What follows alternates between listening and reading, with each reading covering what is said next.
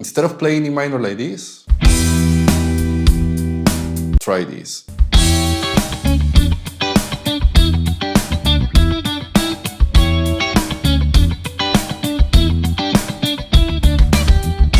Now for reference, in this example, E minor is going to be the 2 chord in the key of D. We're going for that Dorian sound. So I'm going to use 2 simple triad shapes to get that Dorian sound. I'm going to go for that 7 chord, in this case C sharp diminished, over E, I got the root, the flat 3 and the 6, so it becomes an E minor 6, and I'm going to go for G major, the 4 chord, with the bass on E, E minor 7. So a good practice here will be to learn your inversions all over the fretboard. Here's how they sound on the top 3 strings.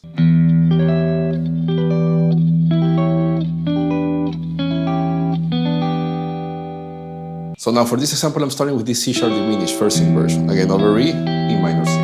Then I'm going to go to this single note line. I'm going to play the 6 and the flat 7. I'm going to use this root position E minor triad as my reference point, and I'm going to see that the 9th fret of the G string is my root, whole step below is the flat 7, half step below is the 6.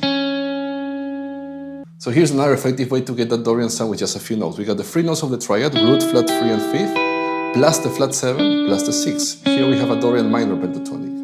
So here's how that sounds. So with that information, I'm playing again this C sharp diminished to a single note line, 6, flat 7, and here I'm going to play that G major triad, right? Again, over E, E minor 7. From here, I'm just going to go up the scale. I'm going to go flat 7, again, single note to the root, and then I'm going to go to this first inversion G major, strings 2, 3, and 4. Again, over E, E minor 7. So far I have this.